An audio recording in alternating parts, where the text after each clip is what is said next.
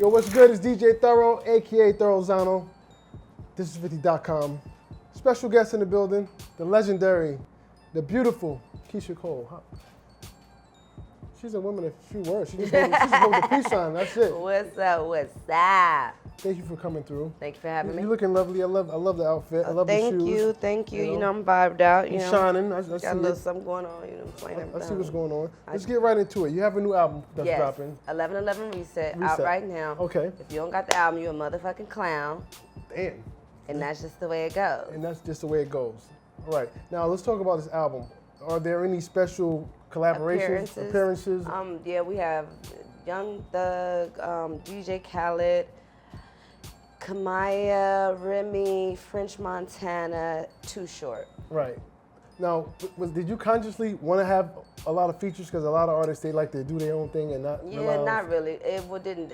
It's just records that sounded good, and then Rem had just gotten out of jail when we did that song, and right. I definitely had to have her on there. And I thought it would be dope to have French on there because he was like, "Listen, we got to get on something together." You know what I'm saying? So I thought that would be dope.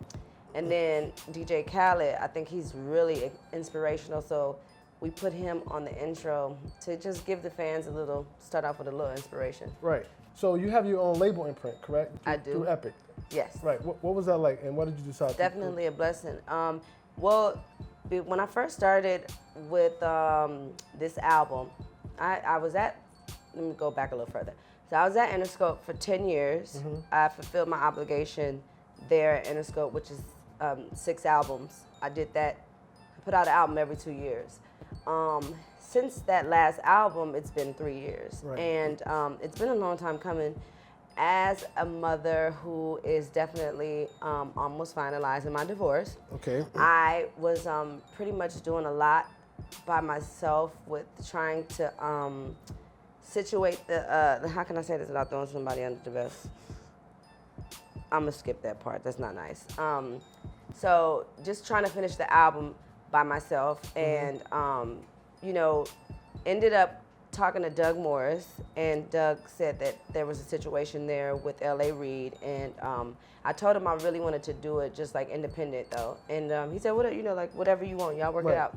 So I ended up getting what I wanted. It was pretty cool, but I still ended up paying for a lot of things too. Yeah. Well, yeah, when you're independent, a lot of stuff comes straight out of it your was 50-50. Right. Yeah. So now you're Shout out to 50. Shout out to 50, right? No pun intended, right? Right. So you're in a position now where you're obviously looking for artists and you can sign artists. Yes. Right. So if you could sign anybody right now, who would you want to sign? SZA. SZA. Yeah. Okay. I would definitely sign SZA. And why that artist?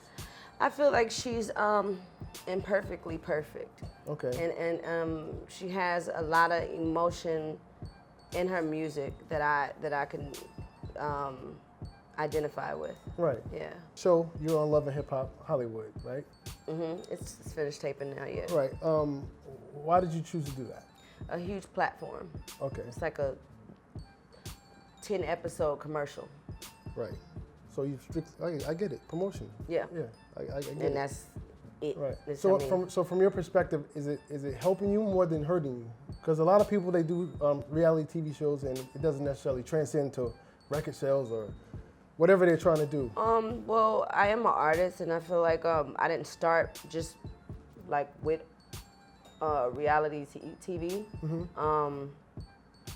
It helped in my career, and I know that Love and Hip Hop is like a new lane, but I'm willing to try new things, so.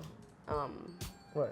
I'm going to utilize it to the best of my ability. You're going to utilize it to the best of your ability. Yeah, of course. As you should. As a businesswoman. As you should. And it's 10 episodes. Vibe. Mm-hmm. It's 10 episodes. Okay. It's 16. I think it's 16 total. I did 12. You did 12. Yeah. Right. Okay. What kind of advice can you give to women? Because obviously you were going through a divorce, mm-hmm. And I commend you because I think there was a part where you allowed your ex-husband, not ex, but your husband or whatever, to stay with you, to co-parent your kids, but you wasn't necessarily together. What was that like? It was going cool. through that. I mean, emotionally, there's definitely a disconnect. So, when you have like that kind of situation with somebody, it's just, I want to say almost like not brother and sister, but like, ew, it's nasty, don't touch me. Right. Like, that's how I feel. Not to be disrespectfully saying it, but Right. like finally to a place where I am emotionally disconnected from somebody that hurt me so bad. Like, I prayed for that. Like, so to see everything that like he's doing on the show and everything is like not new. Right. I definitely seen a lot of that, you know, in our relationship. So finally to be able to see it and talk about it was like a triumphant moment for me. Like, this is awesome. Like, Right. you know. Right. Growing up in Oakland and just being an R&B artist in general, you know, amazing voice. Who were some of the people you looked up to before you got into music and made you say, hey, I think I can do that, or I'm inspired by Mary, that? Brandy, Monica, Faith Evans, Toni Braxton, Shantae Moore, Rose Royce, Shirley Murdoch. Rose Royce, nice. Yeah, Shirley Murdoch too.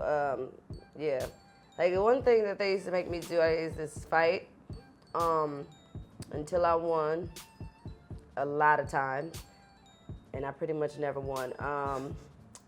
And sing. Right. Yeah. So here I am today, like a fighting R&B singer. It's me. Right. You know. I definitely see the Mary J. Blige influence because, you know, It's a vibe. it's a lot of pain in her music and, you know, relationship struggles, and you're one of the best at describing and painting those pictures Yeah. when you're singing or whatever. Yeah. Definitely. Thank you. Yeah, I love it. So I definitely see that. Thank you. What kind of advice can you give the young woman that maybe want to follow in your footsteps musically and do what you want to do? How can they get into this business and you know, be respected and not go through what you have to go through probably?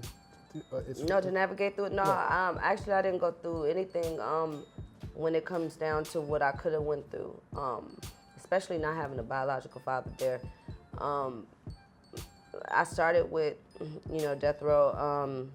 My brother knew Pac and Hammer took us all down there and everything, and so I started as a young girl there, you know, and then when everybody, you know, the whole thing went down, and Pac ended up getting killed, I went back to Oakland, and you know, it was a long time coming. So I really experienced a lot as a child in the business, Right. but nothing bad, you know. So it's just like focus on your writing if you're a writer. Focus on you know, your voice and strengthening your voice. Right. I taught myself how to sing, so Wow. you know, so that's like a vibe. You just got to work on everything. I feel like as a woman, you got to work on everything yourself, know your motivation, know your drive, know where you're trying to go in life, and never let a man take advantage of you. It's like a vibe. Don't do that at all. Like, don't, you know, fall for the okie doke. Oh yeah, real quick, let them know what's the first single off the album? The first single is You. The second single is Incapable, and we're trying to figure out if we want to do Volt or Ride, which that's the one I would love to have Cardi B on. Cardi B, what's up? Let's make this happen. The current state of R&B, how do you feel about it? Like, I'm in.